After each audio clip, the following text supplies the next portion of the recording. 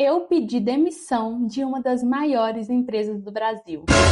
E não, eu não estava louca e nem ganhei na loteria. E nesse vídeo eu vou te contar como a habilidade da comunicação me fez largar tudo e recomeçar tudo do zero.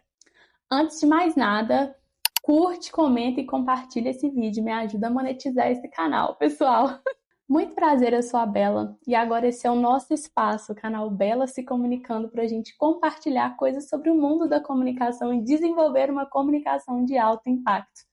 Eu já organizei palestras TEDx e também trabalhei nos últimos anos em empresas de diferentes níveis, incluindo multinacionais. Nesses ambientes, eu desenvolvi ainda mais a minha habilidade de comunicação, uma influência positiva sobre as pessoas, consegui gerar muito impacto e agora transformei isso em o meu propósito de vida, de ensinar você a também dominar uma comunicação de alto impacto.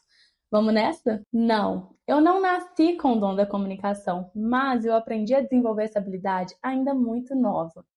Desde pequena, eu era representante de sala, líder de turma, líder de classe, gostava de falar, gostava de me expor, a chegar num ponto que ainda no ensino fundamental eu já era representante do colegiado. Gente, quem que na quarta série é representante de colegiados? Não é normal, né?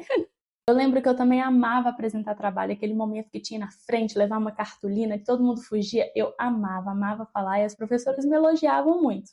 Mas para mim, o ponto crucial que me trouxe uma virada de chave foi no meu ensino médio. Porque a gente tinha uma professora lá que ela era muito exigente. Eu estudei no Cefet, fiz o curso técnico de edificações aqui em BH, e essa professora, ela cronometrava, assim, e não deixava a gente passar um minuto. Ela cortava a gente, todo mundo ia com muito medo, porque ela era muito exigente. E aí eu tinha um grupo, né, para fazer a apresentação. Eu fui líder desse grupo.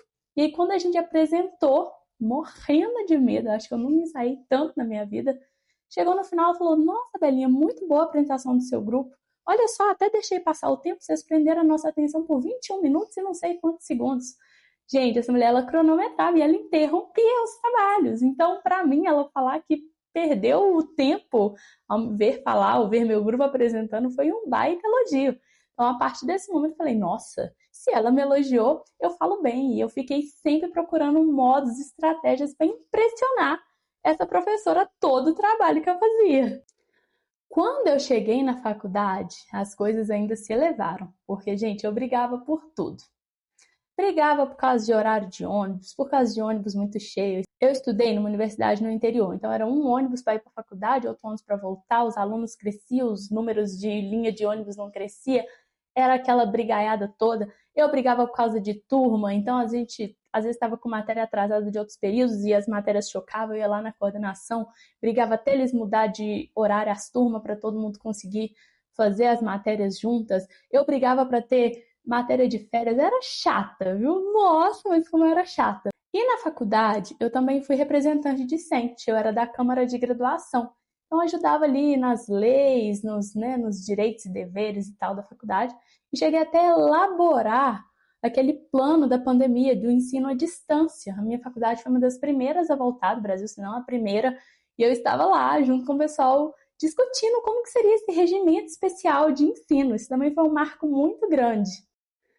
Aos poucos eu comecei a reparar que tudo o que eu queria eu ia atrás e eu conseguia. E que a minha maior habilidade não era nem de comunicação, era de ser cara de pau, de conseguir ir atrás, de brigar, de pedir. Porque às vezes a gente não consegue as coisas por simplesmente não pedir, por simplesmente não manifestar aquele desejo, né? As pessoas, elas não são obrigadas a saber o que que a gente quer, o que que a gente não quer. Se a gente não falar, obviamente a gente não vai conseguir. Há alguns anos atrás, eu também comecei com essa coisa da blogueiragem no YouTube. Então, eu aprendi a editar algumas coisas, mas eu sempre fui muito ruim com arte, sabe? Eu passava aperto, não conseguia fazer design bonito, sofria. Não consigo ainda hoje, não, sabe? Mas vou assim mesmo, põe minha cara a tapa. Ainda bem que fazer vídeo para mim é mais tranquilo. Consigo fazer, editar rapidinho.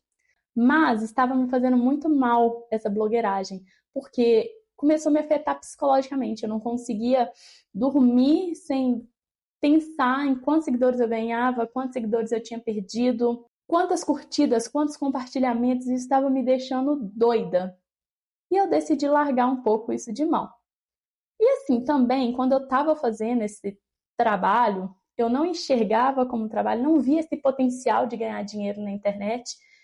E eu sabia que eu queria alguma coisa que não era aquilo. Eu não queria ser blogueira de, ai, meninas, compre isso aqui, olha só essa coisinha aqui da moda, ai, essa promoção.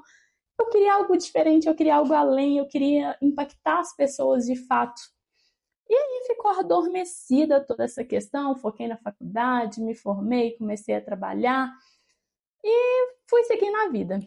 E aí quando eu entrei no mercado de trabalho foi muito frustrante, porque para mim eu não recebi o que eu achava adequado, né, desde meus primeiros trabalhos assim.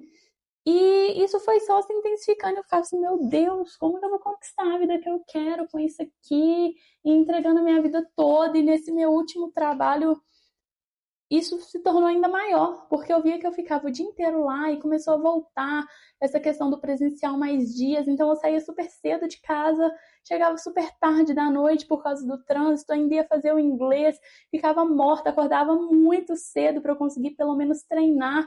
É uma rotina exaustiva que estava acabando comigo. Eu ficava assim, meu Deus, vai ser isso não dá certo, não é isso que eu quero. E comecei a pensar assim, o que que eu vou fazer, o que que eu vou fazer. E adoecendo também, sabe? Já tava me dando assim, uma ansiedade, uma coisa, porque eu amava o meu trabalho.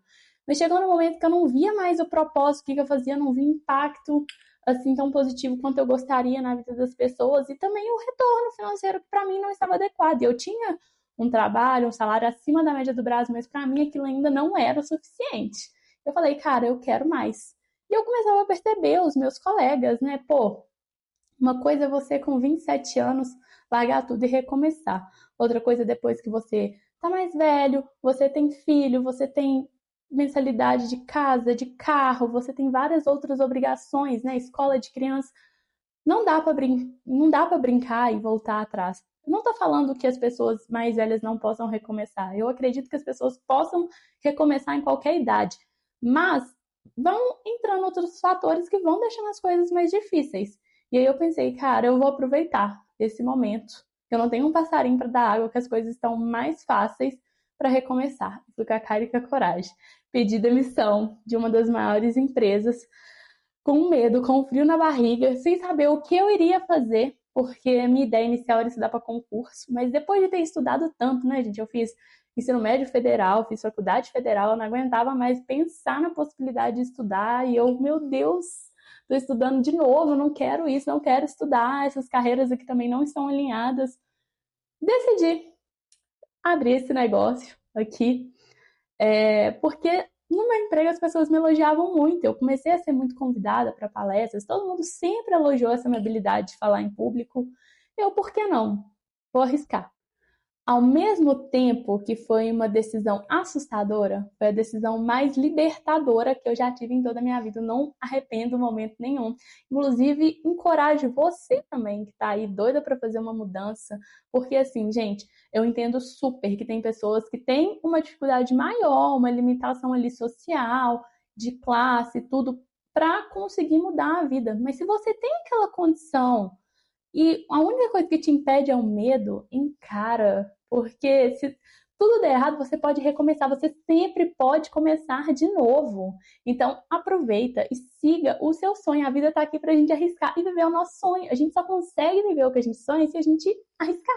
E foi muito interessante também quando eu pedi demissão, né? Porque a galera meio que julga, essa geração Z que não quer saber de nada sério com a vida, que desiste muito fácil, não sei o quê. Então, assim, foram muitas coisas para lidar, mas seguimos aqui lidando. Então, se você deseja dominar uma comunicação de alto impacto, seja nas redes sociais, seja no mundo dos negócios, seja para palestrar, independente do que for, eu posso e vou ficar muito feliz em te ajudar. Já tem aqui um curso, vou deixar o link na bio do meu curso de comunicação de alto impacto, que você já pode se inscrever. Vou deixar também o link de um workshop que eu fiz sobre comunicação em redes sociais, está aqui disponível no YouTube, gratuito, você pode assistir. Vou deixar um link aqui para um grupo no WhatsApp, um grupo VIP, que eu vou avisando workshops e outras coisas, eventos que eu for fazendo. E eu conto com vocês nessa jornada, então já curte, comenta, compartilha aqui nesse vídeo e bora dominar uma comunicação de alto impacto.